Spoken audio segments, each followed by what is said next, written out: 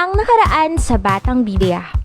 Sa ating nakaraang pag-aaral, ating tinalakay ang isang karakter sa Biblia na nagngangalang Joseph. Ito ay itinuro sa atin ni Teacher Rona. Hindi naging madali ang pinagdaanan ni Joseph sapagkat sa kabila ng kanyang pagiging matapat sa lahat ng aspeto ay dumana siya ng maraming pagsubok sa kanyang buhay. Ngunit isa sa ating makikita ay ang hayag na pagkilos ng Diyos sa buhay ni Joseph. Hindi naghari sa kanya ang maling pananaw, bagkus ang tiwala niya sa Panginoon ang nangibabaw. Sa lundo, si Joseph ay pinagpala ng lubos ng Panginoon. At sa anumang kalagayan ng kanyang buhay, hindi nawala ang kanyang pagiging mapagkumbaba at matibay na pagtitiwala niya sa Diyos. Mga bata, maaari tayong maging kagaya ni Joseph kung tayo ay palaging magpapasakop at patuloy na maniniwala na ang plano ng Diyos ay mas mainam kaysa sa ano paman.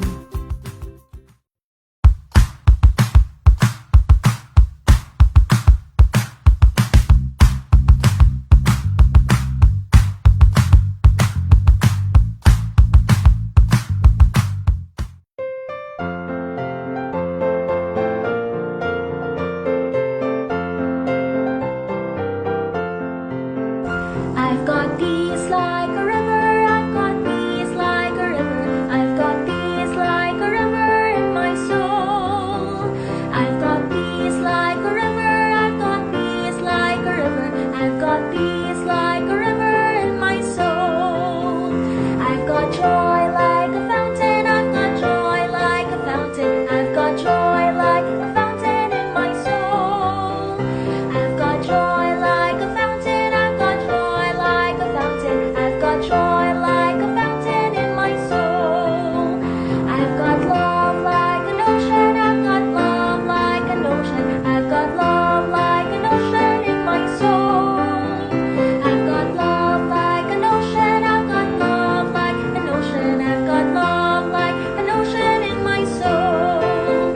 I've got peace like a river, I've got peace like a river, I've got peace like a river in my soul. I've got peace like a river, I've got peace like a river, I've got peace like a river in my soul. I've got peace like a river in my soul.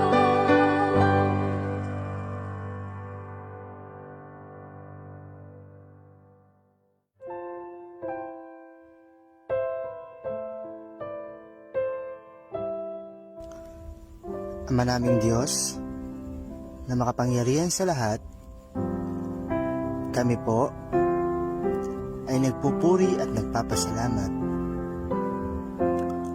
sa kabutihan mo sa amin. Amin pong dalangin na sa pag-aaral namin ng inyong salita, sana po kami ay inyong samahan. Gabayan niyo po ang aming tagapagturo. Kayo po sana ang magbigay karagdagan sa pagkakakilala namin sa inyo. Sa pangalan ni Jesus, Amen.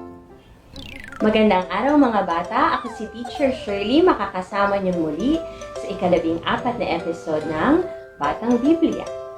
Ang pag-aaralan natin ngayon ay patungkol sa 10 salot na ipinadala ng Panginoon sa bayan ng Ehipto dahil sa kanilang patuloy na katigasan ng ulo at pagsubay sa Panginoon. Ito ay nakatala sa Biblia sa aklat ng Exodus chapter 7 hanggang chapter 12. Mga bata, alam niyo bang ang Panginoon ay may espesyal na pangangalaga sa mga taong pinili niya at kumikilala sa Kanya? Ngunit salot naman ang maaaring maranasan ng mga taong patuloy na pinipiling suwayin ang kanyang kalooban o kagustuhan. Ang salot ay isang hindi kanais-nais na bagay na maaaring maging banta sa buhay, kalusugan at kabuhayan ng mga tao o pamayanan. Nang mamatay si Jacob, ang ama ng 12 tribo ng Israel, si Joseph, kanyang mga kapatid at buo nilang angkan ay nanirahan na sa Ehipto. Doon dumami ang lahi ng mga Israelita o bayang pinili ng Panginoon. Si Joseph ay naging pinuno ng Ehipto, ngunit nang siya ay mamatay sa edad na 110 o 110 years old, si Joseph ay napalitan ng isang pinunong hindi kumikilala sa Panginoon. Paraon ang tawag sa pinuno ng Ehipto.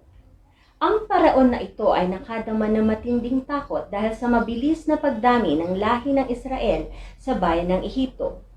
Kaya't ginawa niyang alipin ang mga ito sa kanilang bayan. Ipinag-utos din niya sa lahat ng mga kumadrona o mga babaeng nagpapaanak ng sanggol na ipapatay ang lahat ng mga lalaking sanggol na anak ng mga Israelita. Ngunit hayaang mabuhay kung ang sanggol ay mga babae. Ngunit hindi sumunod ang mga kumadrona sa ipinag-uutos ng paraon dahil may takot sila sa Panginoon. Kung kaya't nag-utos muli ang paraon na ipatapon sa ilog ang lahat ng mga sanggol na lalaki ng mga Israelita at hayaan lamang mabuhay kung mga sanggol ay babae. Sa isa sa mga tribo ng Israel, sa lahi ni Levi, isinilang ang isang sanggol na lalaki na nagngangalang Moises. Siya ay itinago ng kanyang ina, ngunit makalipas ang 3 buwan, walang nagawa ang kanyang ina kundi ang sundin ang mahigpit na ipinag-uutos ng paraon na ipatapon ang sanggol sa ilog. Ipinaanod niya ang sanggol na si Moises habang nakamasid ang kapatid niyang babae sa kanya. Sa kabutihang palad, habang naliligo ang anak na babae ng paraon, nakita niya ang sanggol na si Moises na lumulutang sa ilog. Ito'y kanyang pinulot at inampon. Lumipas ang mahabang panahon, lumaki si Moises at siya ang napili ng Panginoon na pangunahan na ang Israel sa pagkakaalipin mula sa Ehipto. Inutusan ng Panginoon si Moises upang pumunta at makipag-usap kay Paraon at sabihing palayain ang bayan ng Israel mula sa pagkakaalipin sa kanilang bayan. Ngunit sadyang matigas ang puso ni Paraon at hindi siya sumunod sa kagustuhan ng Panginoon. Dahil dito, nagalit ang Panginoon at siya'y nagpadala ng 10 iba't ibang salot sa bayan ng Ehipto. Ang 10 salot sa bayan ng Ehipto. Una, ang tubig ay naging dugo kung kaya't namatay ang mga isda at nagdulot ng matinding kauhawan sa mga tao. Pangalawa, palaka na halos tumakip sa buong lupain ng Ehipto.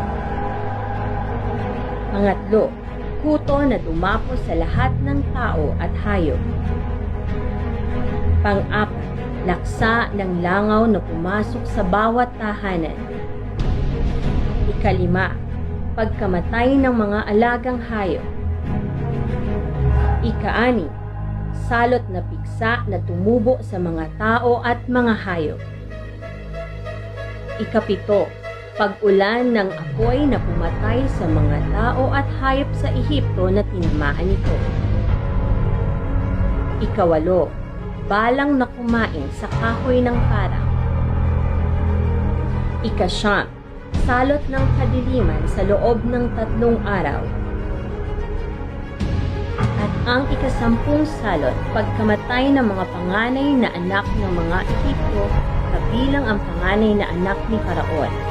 Ito ang salot na naging dahilan upang payagan ni Paraon na palayain ang bayang Israel sa Ehipto.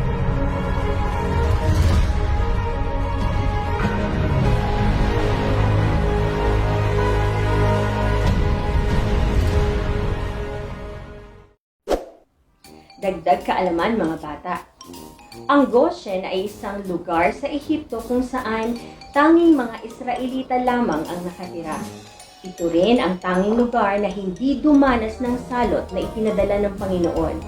Ito ay dahil pinangalagaan ng Panginoon ang pinananahanan ng mga Israelita. Mga bata, lagi niyong tatandaan na hindi natin dapat pinagmamatigas ang ating puso sa pamamagitan ng pagsuway sa Panginoon. Dapat nating matutunan na sundin ang Panginoon sa lahat ng panahon at pagkakataon.